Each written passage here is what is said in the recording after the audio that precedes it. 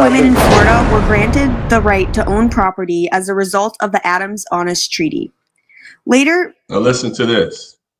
Listen to this. Mississippi, North Carolina, and the Arkansas Territory would also pass laws that protected a married woman's rights to own her own slaves. These laws included protection against a woman's slaves being taken away from her to pay her husband's debts or estates, and also allowed women to use their slaves as collateral to get loans. In other words, there was a treaty that said, look, okay, we're going to allow women in the South to own slaves, and it'll be considered separate property. You can't take your husband's, you can't take this woman's slaves away, this married woman's slaves away just because her husband didn't pay her debt. And they can use, this was her separate property. This was all she had. She didn't have land. She couldn't own horses. She couldn't own cows. But as long as she had her slaves, she had a way of making money. It was I'm strong, independent, and yeah, I'm gonna need a man to a certain point, but I got my slaves. This was their parachute. This was their fallback plan. You always got your slaves.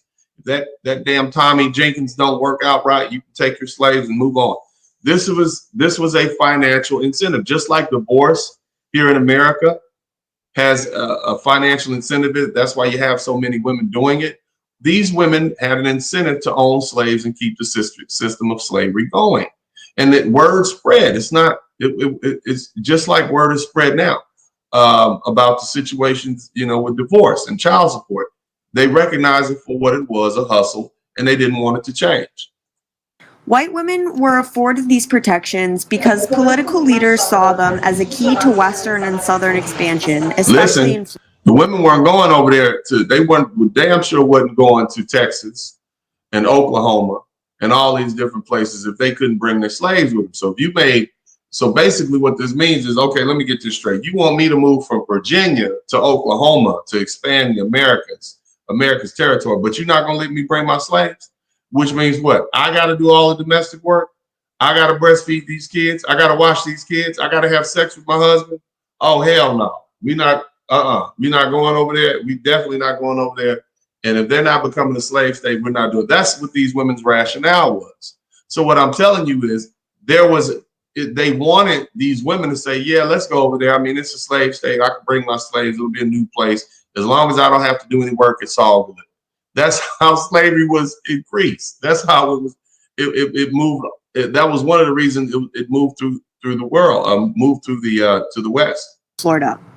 They needed women to move to these territories so they could establish households and serve as nurses of patriotism in the wild territory. They needed these women to go over there where those men were, so those men would stay. Otherwise, if it's just a bunch of men over in those Oklahoma territories, Florida, and all, they're not going to stay that long. They're going to go make their money, and they're going to go back to where their women are. But if you take the woman and you put her over there, you give her an incentive to go there, they'll go. And they'll stay, and they'll set up families, and they'll establish families and land. The government set up these programs to do that, and the women followed along. They had to. That's how they got the women there. Otherwise, those women weren't trying to cook and clean and whatnot. They rather stay where they wanted to stay in like Virginia and all those slave states, Georgia, South Carolina, where they had slaves do work for them. They didn't want to do that. It's human nature. Territories.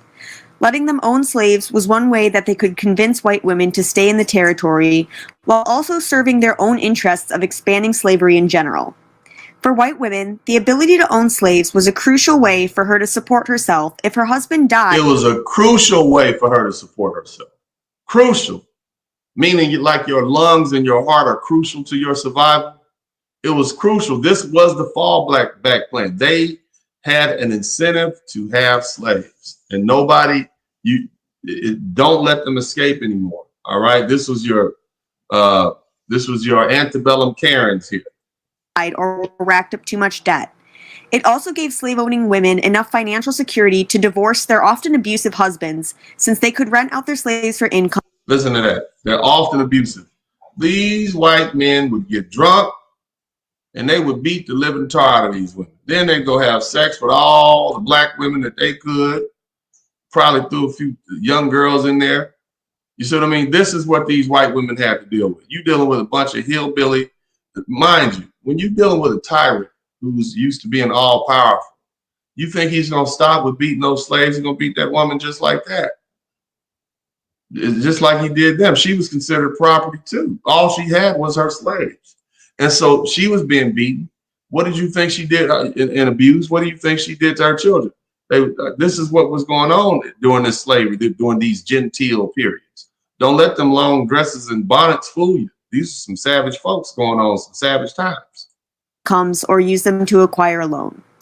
Slaves were also an important indicator of status and established the owner's social position and ladyhood. All right. Despite the cultural belief that black people were inferior, the black male body was a subject of fascination for many white women. All right.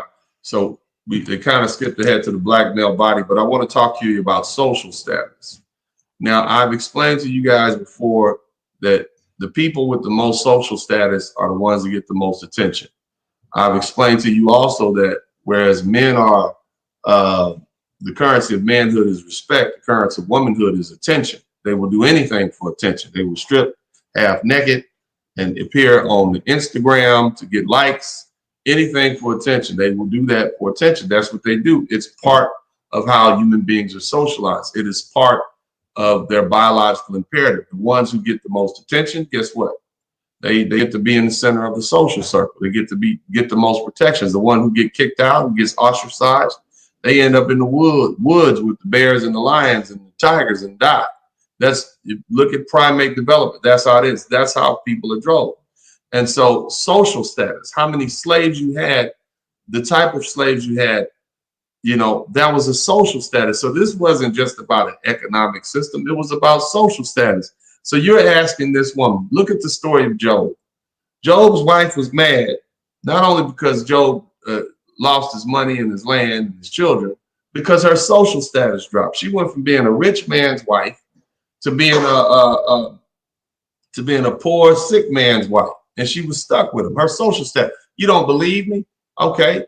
Every time these football players and basketball players retire, these women oftentimes, after having had 2 or 3 kids by this man, been married to him 5 or 6 years, what do?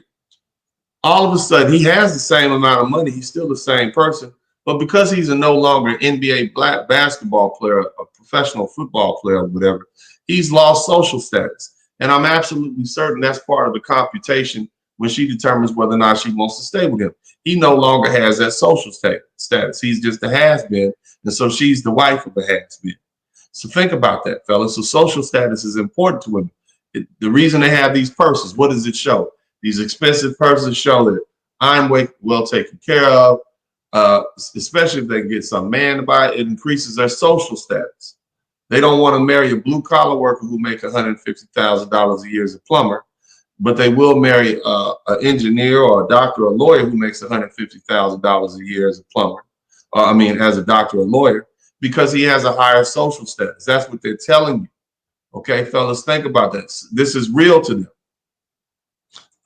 Black men were portrayed as hypersexualized, and white slave-owning women often used them as opportunities for sexual exploration in the face of cultural norms of moderation and virginal virtue. Black men were walking dildos for these white women. Anytime they wanted to get their rocks off, they would call them up, meet them behind the barn, whatever. Goddamn, the master of the plantation went off somewhere. They was getting broke off by these white women.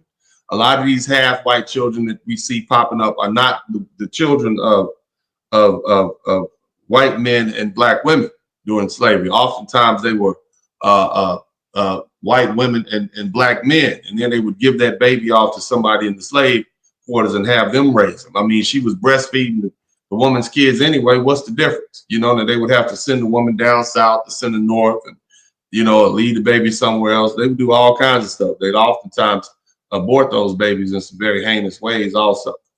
Virtue. In other words, women felt entitled to full control and ownership over black bodies. White women who were exposed for their relationships with black men could rely on the mantle of white female purity to avoid any blame being placed on themselves. Oh, he raped. From this developed the myth. Oh, he sexually assaulted.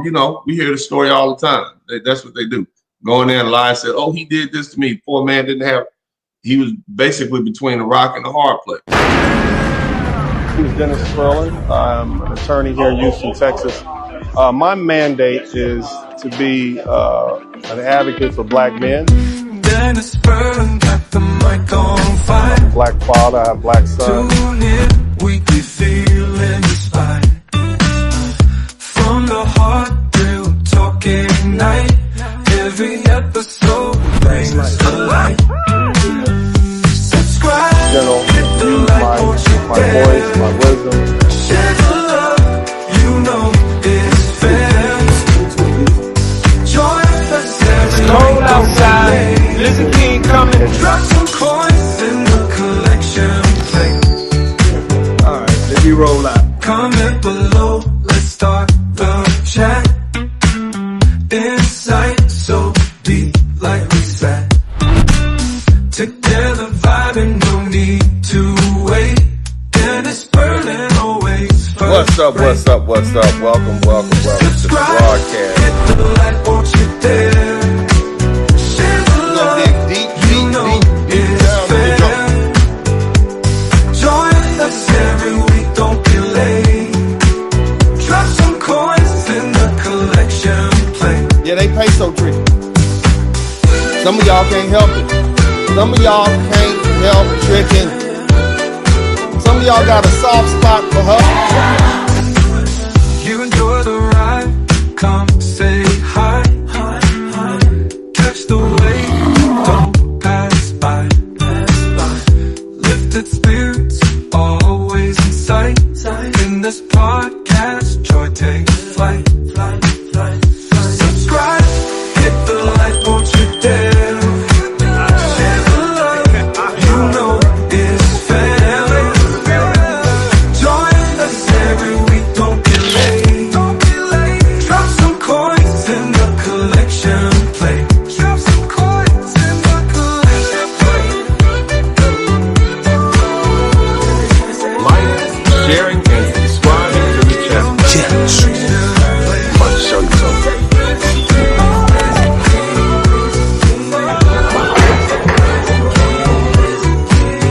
You enjoy the ride, come say hi.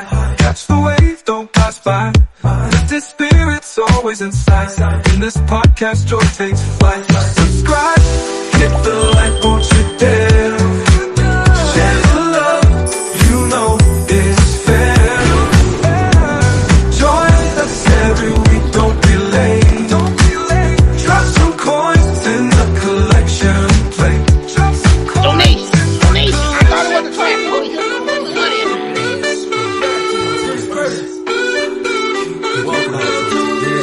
Hey man, I do what I do. You know that. Your ass, class, don't come over here. Now, what? You tall black mother. Women up inside. I don't give a fuck about